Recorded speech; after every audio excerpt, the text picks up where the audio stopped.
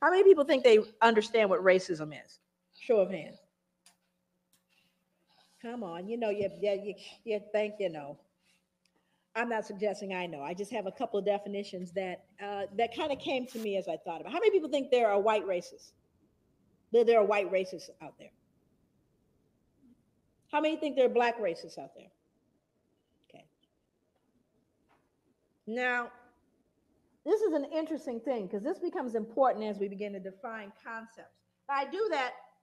I usually define concepts all the way. But one of the things that I do is I try to help people get a picture of what I mean by racism.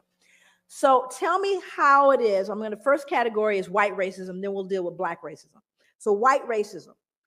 Tell me the ways in which white racism adversely impacts the lives of black people. Just what are the ways that white racism can adversely impact the lives of black people as a group? What are some of those ways? I'm sorry? Power, but how is that defined specifically? Education, okay. I'm sorry? Economically, employment. What else? Housing, what else? Policing. Why are we here today? Healthcare, okay. Now, we could actually kind of grow that list. Now we're going to move over to black racism. Tell me the ways in which black racism adversely impacts the lives of white people as an entire group. Thank you. The reason why you become silent, there's one that always comes up, and that's fear. White people are afraid of black people. They are afraid of us. And it's a very interesting thing because black people know it. We know white people are afraid, but you have to start getting into the psychology. What are you afraid of? Why are you afraid? But it's an interesting dynamic. Now, also, you see the difference in what racism is, do you not? Racism implies you have not just prejudice, but the power to do something with that prejudice. Now, I don't like you, not only that, but I'm going to control whether you can get, I may say I hate you. I hate white people. I hate them. It's not going to change you getting that, loan when you go to the bank. I can hate you all the way to the bank. Not going to change. Do you see the difference? That whereas white racism says, not only do I not like you, but I'm going to change the impact of where you can live. I'm going to determine with that racism where your powers are. You following me? And I'm talking about as a group, not an individual, because people said, I remember when my uncle didn't. I'm not talking about your uncle. I'm talking about the whole group.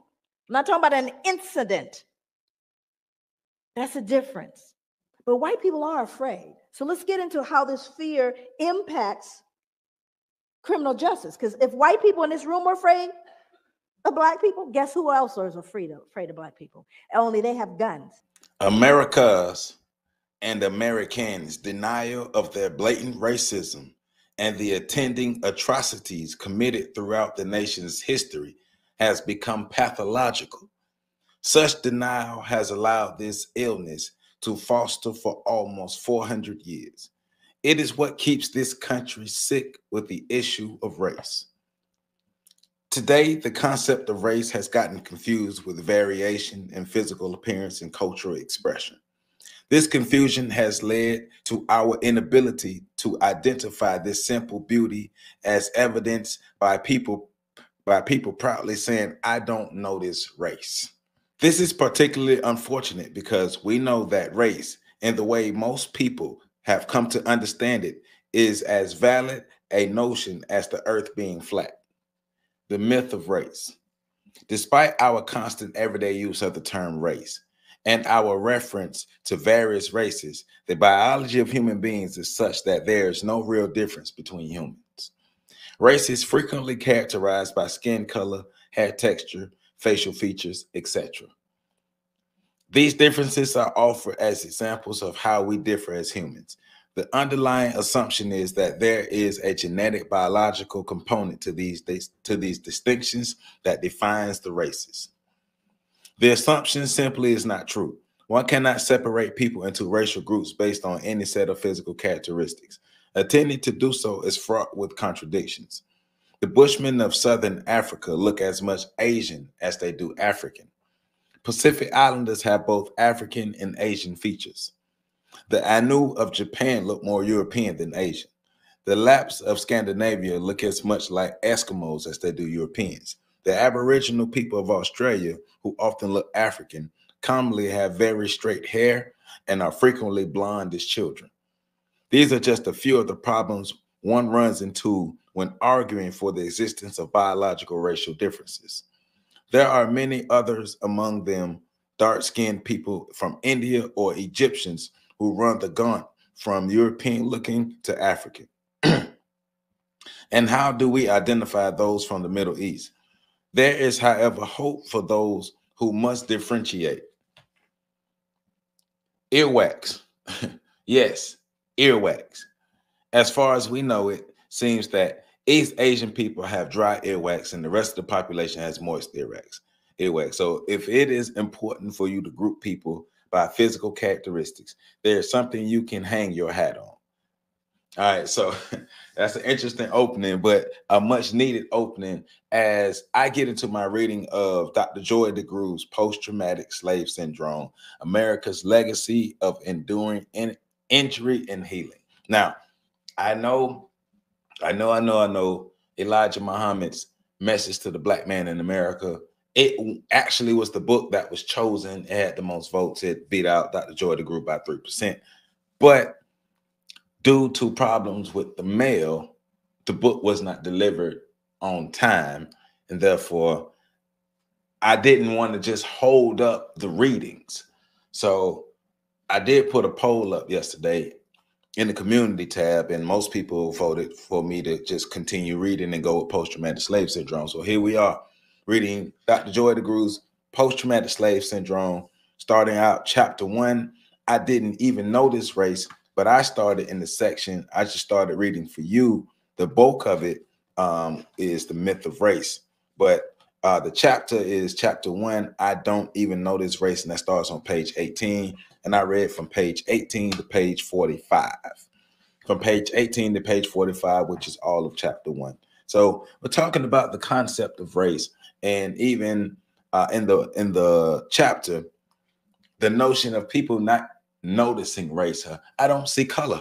I don't see race. I see people as people, human as human. Now, let's put this on the table. We know the concept of race is a social construct. We know Europeans, Carl von Linnaeus and it's Linnaeus and I forgot the other gentleman's name, but European men, Linnaeus and von something, they were some of the main Europeans who pushed the idea of race. I'm not saying that they came up with the idea of race, but they were some of the main ones who pushed the idea of race and racial differences, which we now know as racism. Remember, racism was created to justify the slavery and the atrocities of things that they were doing to Africans and other indigenous people throughout the world. But the concept of race basically made the European superior, the Asian under the European, and then when the succeeding order from the lightest of the skin to the darkest of the skin, from the most European features to the most African features. Those who had the most African features were on the bottom. Those who had the most European features were on the top, right? And so the concept of race itself is racist. Race is racism. Race is a competition. Race is a competition for land, power, wealth, and resources.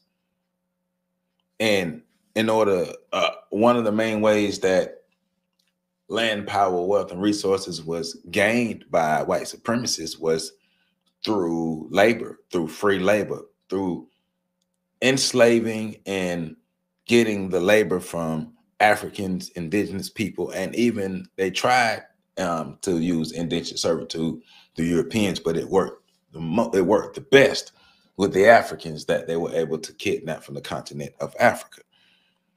So here we are today. America was built on the concept of race. America was built off the backs of indigenous, some indigenous Americans, and then the slaves. The Americas was built off the backs of the African slaves. So yes, race is a social construct.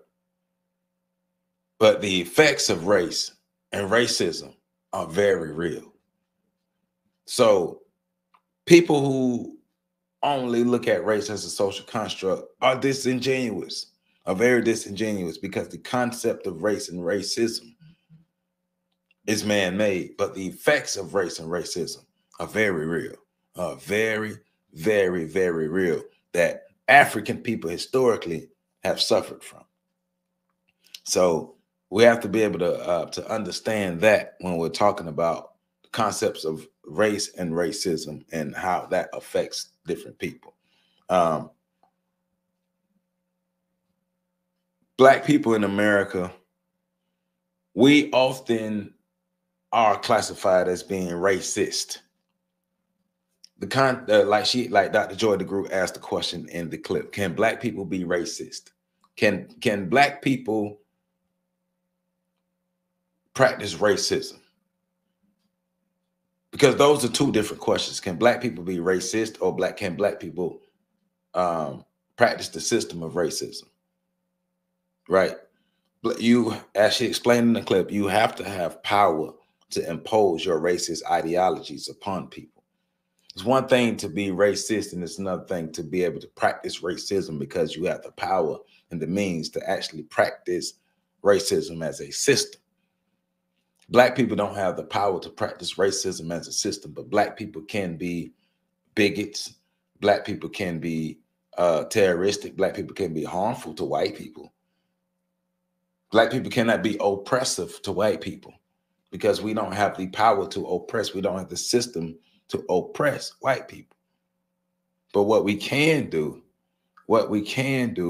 is be, we could be mean to white people. We can hurt white people. We can be, like I said earlier, we can be bigots. We can be all different types of messed up people to white people, but we don't have the power or the systems in place to oppress or even practice a system of racism against white people. So we're clearing that up. But race and racism is the foundation of what made America America. And now we're getting into the concept of race, or even the ideas of people not even seeing race. But what is race and how does it affect us, right? Now, we've covered this in past books, but we're looking at it through the lens of Dr. Joy DeGroot. So I'm picking up on page 22, the second paragraph. Unfortunately, while the notion of race is illusory, the fact of racism in America is not. Whenever I ask an audience of people if they know what the term racism means, they almost universally say they do. I often give a little test to determine if everyone is on the same page regarding the term. I first ask my audience if whites can be racist. Of course, everybody agrees they can. Then I ask if blacks can be racist, and they get the same response. I then ask them to identify ways in which white racism adversely impact the lives of Black people as a group, and a list forms. My audience tell me blacks are impacted economically through discriminatory hiring practices, having little or no access to capital. Blacks are seen as lacking business acumen. They are impacted by limited access to healthcare. They're impacted by overrepresentation in the criminal justice system and underrepresentation in the university system. They are impacted by redlining and other discriminatory practices, barring them from finding housing in the areas of their choice. The list goes on, right? The list goes on. Then I asked them to identify how Black racism adversely impacts the lives of white people as a group, and there is silence. Because she asked the question in a great way. She asked the question the way it's supposed to be asked. Identify the way in which Black racism adversely impacts the lives of white people as a group. There is silence because while Black people may have prejudices and at times even feel hatred towards white people, perhaps even causing many fear, the reality is that Black people lack the power to affect the lives of white people as a group. Black people's feelings towards white people do not preclude a white person's ability to get a loan, receive fair treatment by the justice system, acquire an education, etc., right? This then is racism. It is the belief that people differ along biological and genetic lines, and that one's own group is superior to another group. This belief is coupled by the power to negatively affect the lives of those perceived to be inferior. America's history is inextricably bound to this racial ideology. From the codifying of slavery to the belief in the manifest destiny to the treatment of illegal immigrants, many of America's actions continue to conflict with the creed that all men are created equal.